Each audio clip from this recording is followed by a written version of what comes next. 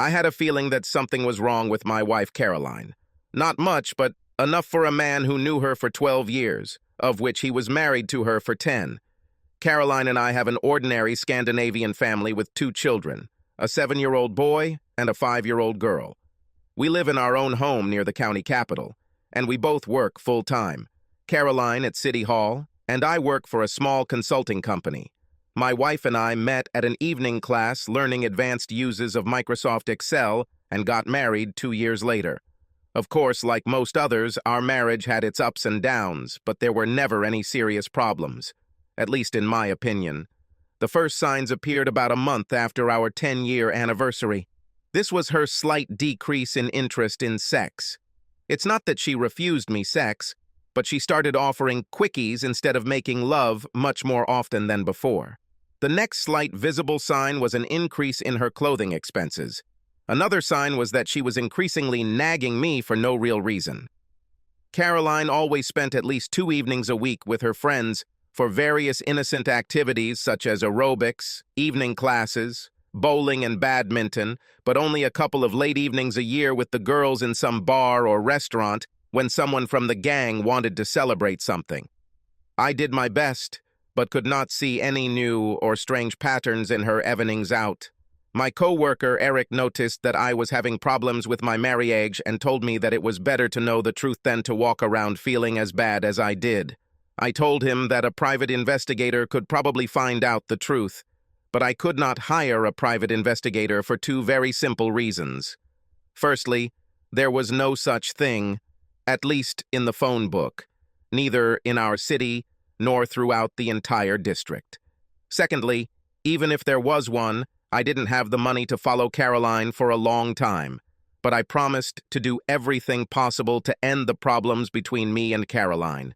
The last straw that broke the poor camel's back happened on the first Saturday night after Eric suggested that I do something. Caroline and I were invited to a pleasant dinner given by friends just outside the city, where she acted like a loving wife throughout the evening. She even did this all the way home in the taxi we shared with another couple. Of course, I had hopes of continuing the pleasant evening by making love to her. But as soon as the nanny left our house, Caroline stopped being so nice and cut me off with, "Forget it, if you were stupid enough to expect anything from me tonight." I gave up trying and replied with a beaming smile, "What could I expect from an icy, frigid bitch?" Nothing more was said that evening, but it took me several hours before I fell asleep. I used this time to come up with a simple plan. The only thing I had to do was sign up for an online anonymity service so I could send emails without being tracked. After testing the email service on Sunday morning, I sent Caroline the following email at her work on Monday. "Dear Mrs. Ekman, to my great disappointment, I have now obtained evidence of your infidelity, which makes me feel sorry for your husband and envious of your lover for his pleasures with such a magnificent woman as you. Of course, I'm very tempted to share my information with your husband, but I have a better offer because I want and need to have a good time with a gorgeous woman sponsored by you on my next business trip. So I expect you to be sitting, alone, in the Plaza Cafe today, Monday, at 14:30, 15:00, with 600 euros in an envelope at the table. My friend greetings you with the words, 'Aren't you Lars's sister?' You must answer, 'No, I am his wife,' after which you must give him the envelope. Thank you for your very kind cooperation. Your true friend." 600 euros is a very insignificant amount that cannot be regarded as serious blackmail if she goes to the police, and they are unlikely to consider this as some kind of priority case to save the reputation of the cheating slut wife. On the other hand, it was small enough that Caroline could easily get it from an ATM. Both euros and our own korunas are available at ATMs outside our bank's main office. That Monday, I suggested that Eric take a 3-hour coffee break at the Plaza Cafe. We walked in a few minutes before 3, and to my fake surprise, I saw Caroline sitting alone at a table, and then to my real surprise, I saw Martin Jensen sitting alone a few tables away. That bastard Martin also works at City Hall, and he's married to one of Caroline's best friends. We met him and his wife for dinner last Saturday. but I didn't notice anything special between him and Caroline. Staring at Caroline and Martin, I shouted loudly, "What the hell is going on here? Why are you two here instead of working? Why don't you sit at the same table?" Martin ran away without saying a word to me, and after him, Caroline silently left the cafe. Eric was even more confused than I was when I told him that we had probably caught Caroline with her lover. After this, I called Martin's wife, Cecilia, and asked her if she had any idea why my wife and her husband took the afternoon off and sat at separate tables in the cafe. I then told her that I suspected Caroline was having an affair, and now Martin would have to be the prime suspect unless I got a very good explanation about what they were involved in. She promised to have a serious talk with Martin and to call me when she found out anything. This Martin was a very handsome man, usually expensively dressed, polite, well-mannered, and a real party animal. Of course, those of us who knew him from childhood had a very different opinion of him. At home, I logged into our bank account, where it was clear that 600 euros had been withdrawn and put back during the day. This information was enough for me for now, so I filled out the divorce forms I picked up at the courthouse during my lunch break. When Caroline returned home, she was as angry as a bee and attacked me. "You acted like an idiot in the cafe. I can explain everything if you bother to listen to me." I answered, "No, I don't want to listen because I don't care about your explanations. Just read these divorce papers and sign them. Everything is split 50-50, and you can't get a better deal, even with a lawyer who will cost you a fortune." It was clear that she was really very angry and shouted at me, "These divorce papers are the only sensible thing you've been able to do in a long time." Seething with anger, she signed the divorce papers without reading them and shouted, "It will be a great relief for me to get a real man instead of such a non-entity like you." This is how my marriage ended. Caroline left the house, and I didn't care where. Later, I received a sobbing call from Cecilia, who told me that Martin had admitted to having an affair with Caroline. Now he was crying and begging her to forgive him. She said she didn't know what to do and demanded that Martin move out and live with his parents for the next 2 weeks, so she could have time to think about their future. I told her that Caroline and I had already signed divorce papers. One thing was for sure. If Caroline thought Martin was her new dream man, she might forget about it, but it wasn't my place to tell her so. After the phone call, I moved all of Caroline's clothes into the guest room, which infuriated her when she returned home. I couldn't resist the temptation to tell her that I told Cecilia about what I saw at the Plaza Cafe. This information did not make her any happier. The next day, strange events happened. Returning home after work, Caroline surprised me by saying, "Dear Lars, I am sorry for everything I said yesterday in my angry mood. I was stressed and said stupid things I didn't mean. Can you forgive me for this? You are and will always be my true love. No more grudges. We are adults, and we are expected to do our best to solve our problems. Please tear up those stupid divorce papers we signed yesterday in an angry mood, and I promise to be a much better loving wife, and I will explain everything about yesterday." I looked her straight in the eye as I said, "The divorce papers are in court, and I already know everything about Martin and your affair. Last night, after you left, Martin confessed to cheating on Cecilia, who called and told me that your real man was a crying weakling, begging for mercy, and claiming that you were a cheating whore who seduced him. He's not very suitable for a real man instead of me, is he?" Caroline sobbed and asked breathlessly, "Did Cecilia tell you about Martin and me?" "Yes, and that explains why our marriage has been a loveless marriage for the last time. I suspected your deception, but found no real evidence until Martin confessed to Cecilia." Caroline had a strange look on her face as she said, "But how come you made me sign divorce papers hours before Cecilia told you about Martin's confession?"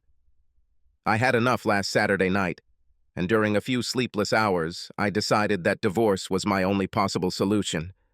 The decision to divorce was made many hours before that crying freak. Martin admitted to cheating on you. I'm sorry, and I wish I could undo everything I did to Martin. Can you give me a second chance and forgive me?" "No, because I will never understand how you can prefer this bastard Martin to me and dream of him as a real man. I will never forget how you humiliated me ever since I fell in love with him. but this pile of crap will be yours when Cecilia is done with him. You probably didn't know that all their inherited shares, savings, expensive house, and cars are Cecilia's private property. The only thing Martin owns is a shit ton of debt from when he went bankrupt. Now Martin will lose his expensive Rolex and BMW if those toys impressed you. If you really love this whiny bastard, you will have to support him and his expensive habits. She answered, I made a terrible mistake, and I will never understand how I could have been so stupid as to be seduced and deceived by that slimy worm. I'd rather be alone for the rest of my life than have anything to do with him. City Hall gossip said Martin told Caroline to go to hell when she told him about the divorce papers she had signed and suggested they could be an official couple. This explains why she begged me to forgive her and call off the divorce the day after signing the divorce papers. Martin has been successfully avoiding me since he saw me in the cafe. Already on the second day after his confession, the doctor sent him to sick leave due to stress and physical problems. As I expected, Cecilia filed for divorce after a 2-week break, and Martin never returned to his job at City Hall. After being on sick leave for several months, he left the city for a new job. She and Caroline never met or even spoke again.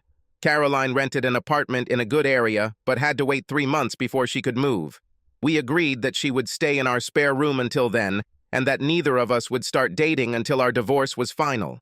Even though there was a cold atmosphere in the house, the agreement worked better than expected. Then, about 2 months after we filed for divorce, something very unexpected happened to Caroline. On Saturday evening, she asked me if I could promise to keep an important secret about her economic affairs. I promised, and she said, You probably heard that someone in our city won the lottery jackpot. I'm a winner. The jackpot is equal to $3 million US.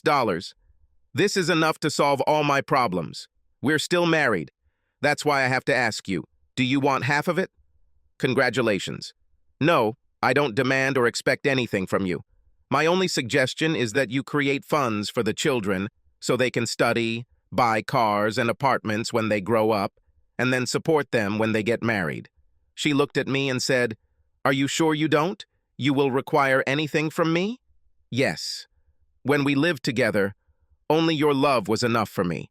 But I am sure that when Martin receives this information, he will be with you instantly, begging you to forgive him and be with you. He will never know because you are the only one who received this information from me, and you promised to remain silent. Although I have not kept my own promises to you, I am convinced that you are better than me and keep what you promise. Nothing more was said on the matter, and everything went on as usual, except that Caroline was out of town the following Thursday and Friday. On Saturday, she asked me if we could have dinner together because she had something to tell me. I agreed. Our children stayed overnight with one of their friends. The dinner was great, with my favorite food and excellent wine, so I began to expect some attempts to buy my love, and I was curious what the value of my love was in her opinion and how much she was willing to pay for it. During a delicious dessert, she said, I did exactly as you suggested and created funds for our children. I answered, You are a good mother, and these funds will be of great benefit to them when they grow up. Nothing more was said on the matter, and we continued our pleasant small talk about other daily matters.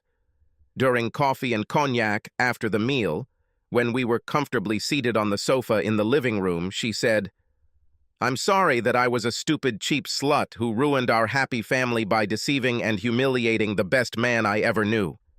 Today I cannot understand how and why I could have succumbed to Martin's advances and seduction. I fucking regret it, and have spent many sleepless nights crying about how fucking stupid I was. Of course, I know for sure that money can't buy you love and forgiveness. However, we know that courts usually order the offender to pay money to his victim as compensation for the pain and humiliation caused. But since no court in this country cared about what I did to you, I dealt with the matter myself. I acted both as a prosecutor and as a judge, who ruled that all lottery money remaining, after collecting funds for our children, would be transferred to your personal account. What I have done cannot be undone.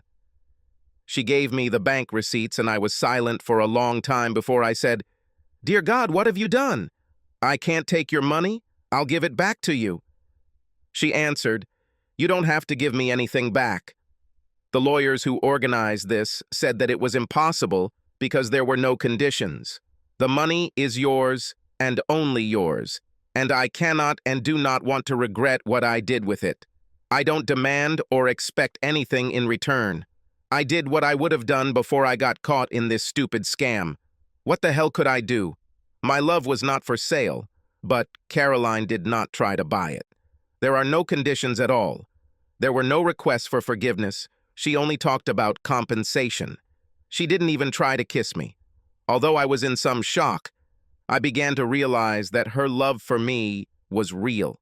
Caroline was a smart, beautiful woman and the mother of my children. I suspected, beyond any doubt, that she was still in love with me. Will I ever find a better woman than her? Most likely not. Find at least one woman equal to her? Not even that. Will I be able to forgive her? I didn't know, but why not give it a serious try? I decided to do it. I said, "Dear Caroline, we are still married, and we must talk to each other, talk about the past, and talk about the future. I think talking about the future is better suited after this delicious dinner, isn't it?" She answered, "Yes." I continued, "Divorce hurts like hell, and it hurts even more now that I've realized how much you really love me and how much you regret your affair." She cried and sobbed. "I pray every night that one day you will forgive me and give me a second chance." I moved closer to Caroline, hugged her, and said, "We're still married. Should we seriously try to stay that way?" She looked me straight in the eyes and whispered, "Am I dreaming or is it true?" "It's true, because I hope that you are still my Caroline as you were before Martin tainted her." I fucking miss this, Caroline. She hugged me tightly and whispered, "You will never regret this." There was only one way this evening could end: glorious, intense lovemaking. Over the course of that night, I did everything I could to give her the best sex she had ever had, and she did the same to me. It was like a wedding night again. And for a long time after that night, we acted like newlyweds. We skipped the divorce. Everything was fine in our relationship, and now we are a happy family again. Our children demanded that Caroline and I promise that we would never try to get a divorce again. We didn't talk much about Caroline's affair with Martin. For some reason, I don't really care about any of the details. Even though she gave me all her money, I never felt like she bought me back because she didn't have any conditions, just a faint hope. She put everything she had on the line, won what she wanted, and only the future will tell her if she did the right thing. The truth is that I missed her so much that I probably would have done something myself to get her back without any money. One thing is for sure, I love Caroline and she loves me.